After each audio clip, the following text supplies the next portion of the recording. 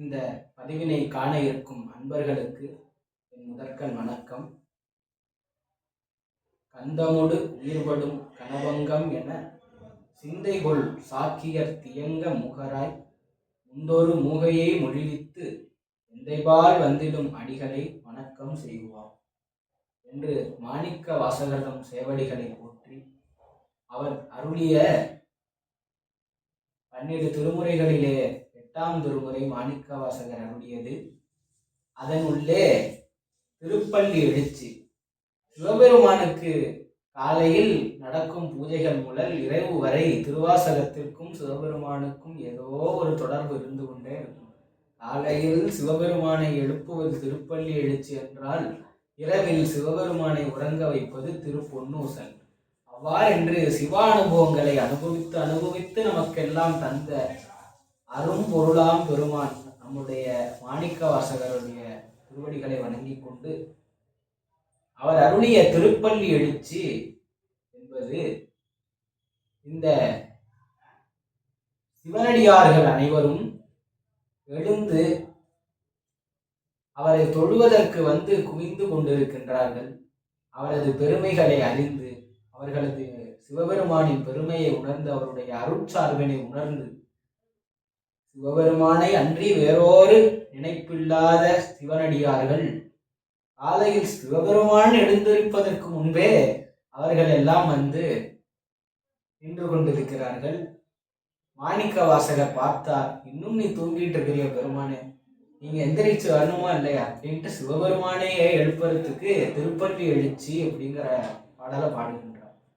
திரு என்றால் சைவ திருமுறைகளிலே திரு என்பது சிவன் என்கின்ற பொருளையே குறிக்கும். ஈண்டு சிவ பரம்பொருளையே குறிக்கின்றது. பள்ளி என்றால் பள்ளி கொள்ளுதல் என்றால் உறங்குதல் என்று அர்த்தம். பள்ளி கொண்ட பெருமாள் தான் சொல்லுவாங்க. இப்ப உறங்கி கொண்டிருக்கிற பெருமாள்னு அர்த்தம். இப்ப பள்ளி கொள்ளுதல்னா உறங்குதல்னு அர்த்தம். அப்ப பள்ளி எழுச்சி அப்படின்னா உறக்கத்திலிருந்து சிவபெருமானை உறக்கத்திலிருந்து எழுப்பக்கூடியது திருப்பள்ளி எழுச்சி என்பது தெளிவுபடுகிறது. அதனிலே அடியனுக்கு தந்த தலைப்பு 6வது பாடல். அந்த பாட்டை முதலில் பாடிவிடலாம். எப்பொழுதுமே திருவம்பாவையும் திருப்பள்ளி எழுச்சியும் காலையிலே புறநீர்மை என்ற பண்ணில் பூபால ராகத்தில் பாடப்படுகின்றது. இது காலையிலே பாடக்கூடிய பண்களிலே முதன்மை வாய்ந்த பண் புறநீர்மை. இதனை படிக்கும் பொழுது நமக்குள்ளும் ஒரு எழுச்சி வரக்கூடிய ராகம் இது. தற்பொழுது இந்த பாடலை முதலில் படித்து விடுகிறேன். பப்பர வீட்டிருந்து உணரும் நின்னடியார் வந்தனை வந்தருத்தார் அவர் பலரும் மைப்புரோ கண்ணிய மானுடத்தியல்வின் வணங்குகின்றார் அணங்கின் மனவாள செப்புரு கமலங்கள் மலரும் தன்வயல் சூழ் திருப்பெருந்தூரை ஊரை சிவபெருமானே பிறப்பருத்தேமை ஆண்டருள் புரியும் எம்பெருமான் பள்ளி எழுந்தருளாயே.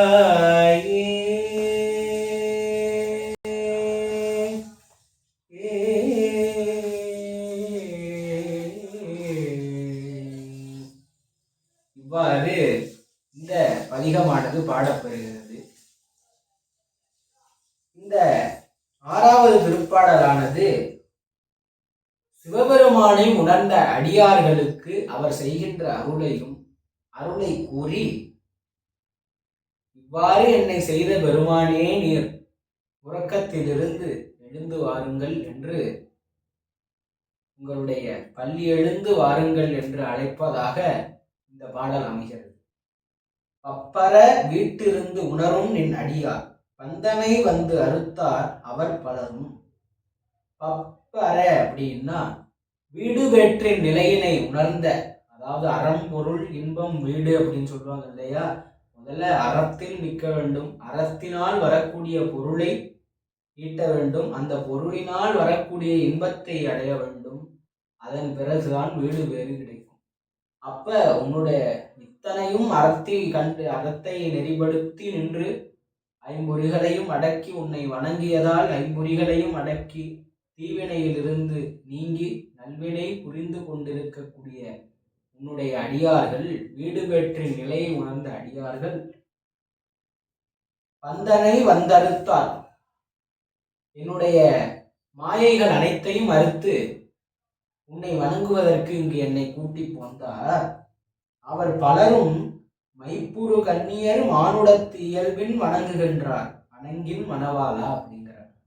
அடியார்கள் அனைவரும் தான் ஏதோ மையை தன் கண்ணுக்கு பூசக்கூடிய பெண்ணை போன்று சிவபெருமானை காதலனாகவும் தன்னை காதலனியாகவும் கொண்டு, எப்படி ஒரு காதலி ஒரு காதலனை காண்பதற்கு ஏங்கி நிற்பாளோ அது போன்று மைப்புறு கண்ணியர் என்றால் மாதரார்களை குறிக்கின்றது. ஒரு மாதரார்களை போன்று உன்னுடைய அடியார்கள் வந்து குமிஞ்சு உன்னை பார்க்கணும்னு நின்றுட்டு இருக்காங்களே, உன்னை வணங்கி கொண்டிருக்கின்றார்கள். அணங்கின் மணவாளா, அணங்கு யாரு? அணங்கு என்றால் தெய்வப்பெண் உமையம்மையை குறிக்கின்றது. உமையம்மையின் மணவாளனே, செப்புரு கமலங்கள் வளரும் தன் வயல் சூழ் திருப்பெருந்துறை உரை சிவபெருமானே, நல்ல செப்பமுடைய, செப்பம்னா அழகுன்னு அர்த்தம், நல்ல ஒளியையும் அழகையும் பொருந்திய தாமரையானது தடாகத்திலே முளைக்கக்கூடிய, தடாகத்திலே மலரக்கூடிய திருப்பெருந்துறையில்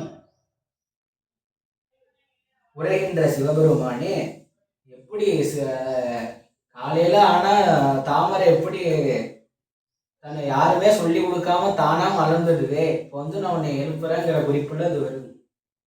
இவ்வாறு தாமரைகள் மலரும் நல்ல வயல்களையும் குளங்களையும் கொண்ட திருப்பெருந்துறையில் ஒரு வீற்றிருக்கின்ற சிவபெருமானே, இப்பிறப்பு அறுத்து எமை ஆண்டருள் புரியும் எம்பெருமான் பள்ளி எழுந்தருளாயே, இந்த பிறப்பினை அடியேனுக்கு அறுத்து இனி பிறப்பெடுத்து நான் துன்பப்படாமல் காத்த சிவபெருமானே, என்னுடைய பிறப்பறுத்து நல்ல வழியை காண்பித்து என்னை நல்வழியில் செலுத்தும் சிவபெருமானே, இனி ஒரு காலம் இந்த பிறவி எடுத்து நான் துன்பப்படாமல் என்னை காத்த சிவபெருமானே, நீங்கள் பள்ளி எழுந்து வர வேண்டும் என்று கேட்பதாக இந்த திருப்பள்ளி அடிச்சு பாடல் அமைகிறது. இந்த திருவாசகம் ஒருகால் ஓதின் கருங்கல் மனமும் கரைந்து உருகும் என்பது உண்மையே என்பது இதனில் புலப்படும். ஒவ்வொரு பாடலும் மிகவும் அருமையானது. அதில் இந்த திருப்பள்ளி அடிச்சு சிவபெருமானையே எழுப்பி திருப்பி சிவபெருமானை உறங்க வைப்பதற்கு திரு பொன்னூசலும் பாடி அத்தனை அருமையான தமிழ்களையும் நமக்கு மாணிக்க வாசகர் தந்தது நமக்கு பொக்கிஷமாக காக்கப்பட வேண்டும்.